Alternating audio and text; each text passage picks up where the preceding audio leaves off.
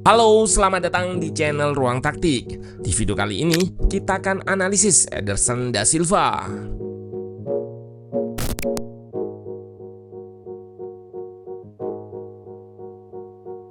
Dikabarkan sudah menerima pinangan dari Manchester United, Ederson, gelandang asal Atalanta, kemungkinan besar akan diresmikan bulan Juli nanti. Analisis di video ini akan menjawab apakah pemain bernomor punggung 13 ini cocok untuk menggantikan Casemiro.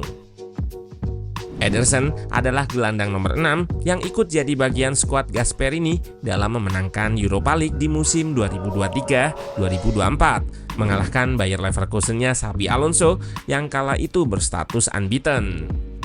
Meski awalnya tidak dibawa ke Piala Dunia, Ederson dikabarkan dipanggil Ancelotti ke timnas Brasil saat ada rekannya yang cedera. Nah, penasaran dengan gaya main dan kecocokannya di Manchester United nanti? Let's go, kita bahas sama-sama.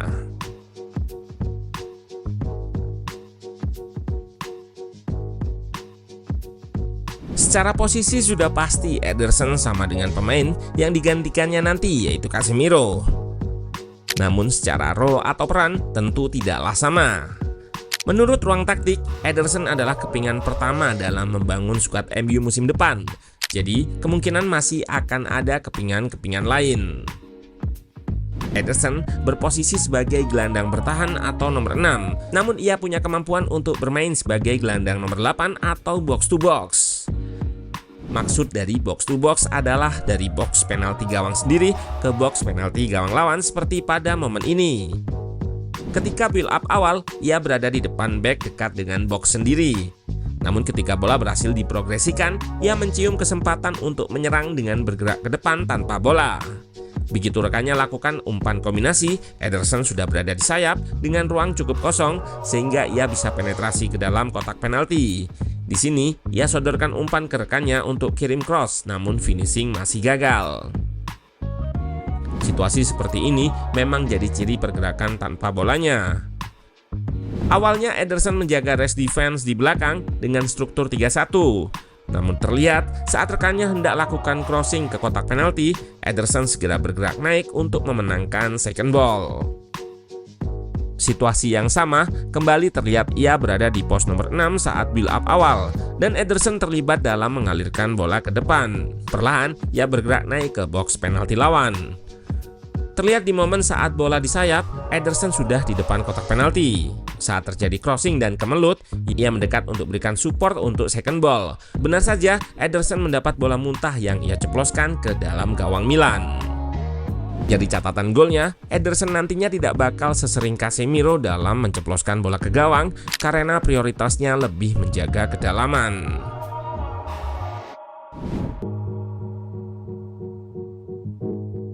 Yang membuat pemain bernomor punggung 13 di Atalanta ini menarik adalah kemampuan defending ala nomor 6 murninya. Ederson punya awareness tinggi saat areanya hendak terekspos lawan dengan lakukan man marking, dan terlihat ia akan drop turun sejajar backline. Dia bisa dijadikan gelandang halfback atau setengah back setengah gelandang saat lakukan man marking lawan.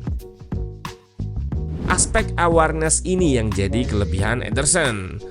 Terlihat bagaimana ia melakukan man marking pada satu pemain, namun tetap waspada ketika ada pemain lain bergerak dari belakangnya dan segera melakukan switch marking. Salah satu prinsip individu dalam bertahan adalah selalu berada di belakang lawan. Awalnya Ederson berada di depan Kane sehingga akan sulit tracking pergerakannya. Ia lalu berpindah ke belakangnya untuk memudahkan memonitor lawannya. Ditambah ia punya fisik yang kuat dan berada pada usia yang prima. Hal ini yang membuat Ederson cocok untuk recovery saat transisi dari menyerang ke bertahan. Dari klip ini terlihat bagaimana etos kerjanya saat timnya mendapatkan kesempatan counter attack dengan segera naik. Begitu serangan ini gagal, Ederson juga dengan segera lari ke belakang untuk membantu pertahanan tanpa kena lelah. Menariknya, pemain asal Brasil ini bukanlah tipikal pemain bertahan yang reckless atau tanpa perhitungan. Di sini nampak ia menggunakan komunikasi untuk menjaga pemain lain dan terlihat Ederson tidak sekali ambil, melainkan closing down atau mendekati tanpa merebut, namun ia berhasil memblok umpan lawan. 3 tahun berada di bawah asuhan Gasperini, Ederson adalah gelandang yang fit atau cocok dengan skemanya. Seperti kita ketahui, Atalanta di tangan Gasperini adalah tim yang bermain full man to man, alias akan menjaga 1 versus 1 semua pemain lawan. Permainan ini yang membawanya mengalahkan Leverkusen 3-0. Bermain dengan sistem ini mengharuskan pemain punya kemampuan fisik tinggi, dan Ederson mampu mengeksekusinya. Di momen ini, terlihat pemain asal Brasil tersebut melakukan pressing keluar dari areanya hingga ke depan. Dari sini bisa dikalkulasi bahwa intensitas tinggi khas Premier League akan bisa dihandle oleh Ederson yang sudah terbiasa bermain full man to man. Jika dikaitkan defending di era Carrick, Ederson akan cocok digunakan dalam block press 4-2-4. Pemain timnas Brasil ini akan bisa mengisi ruang kosong di belakang 4 presser depan MU.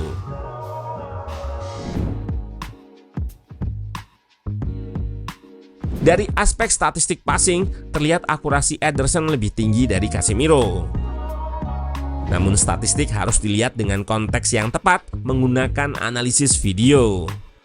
Passing Ederson tidaklah seberesiko Casemiro.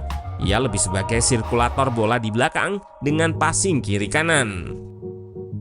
Terlihat ia juga drop di antara 2 center back dan melakukan passing yang sifatnya aman. Saat bola dikembalikan pun, ia lebih memilih sirkulasi bola dari kiri ke kanan. Di momen ini terlihat bagaimana ia cukup punya banyak ruang, dan jika eksekusinya cepat, ada 2 opsi operan terbuka ke depan. Namun Ederson lebih memilih mengontrol bola dan bermain aman ke samping. Setelah eksekusi tersebut, ada juga gesture ke rekannya di depan untuk bermain slow. Ini yang membuat statistik passing akurasinya tadi lebih tinggi dari Casemiro. Ederson memilih melakukan passing pendek untuk retain atau menjaga possession. Dari sisi variasi terutama untuk progresi bola ke depan, sifatnya lebih ke progresi yang aman terutama di area sebelah kiri. Jadi soal passing ini, Ederson tidak seprogresif Casemiro yang kerap lakukan switch play atau long pass. Long pass ini akan jarang terlihat pada dirinya. Bahkan di momen ini, ia sempat melakukan kesalahan yang sering juga dilakukan barisan belakang MU musim lalu. Passing dari kiper gagal ia arahkan ke pemain kosong di sisi kanan. Menurut ruang taktik, Ederson bukanlah pemain yang menonjolkan passing serta kemampuan on the ball-nya. Namun ia lebih mengandalkan presensi atau kehadirannya di semua area lapangan, terutama pada fase bertahan atau off the ball, lewat positioning, awareness, serta coverage-nya yang kadang tidak terlihat atau tercatat di statistik. Secara langsung, ia bukanlah pengganti tepat Casemiro, melainkan lebih upgrade dari Manuel Ugarte. Meskipun Ederson bukan seorang jenius kreatif dengan kemampuan bermain yang hebat, ia memainkan peran yang sangat penting untuk mempertahankan possession serta kecepatan transisi. Kesadaran posisi semuanya adalah kualitas yang penting. Ia juga memiliki kekuatan fisik dan kecepatan yang luar biasa untuk membantu tim saat menguasai possession ataupun tidak. Box rate-nya yang tinggi membuatnya berada di mana-mana di semua sisi lapangan. Kemampuan untuk membaca permainan dan mengatasi umpan lawan sama baiknya dengan kemampuan mengatasinya. Konsistensi permainan Ederson akan membantu MU di musim selanjutnya.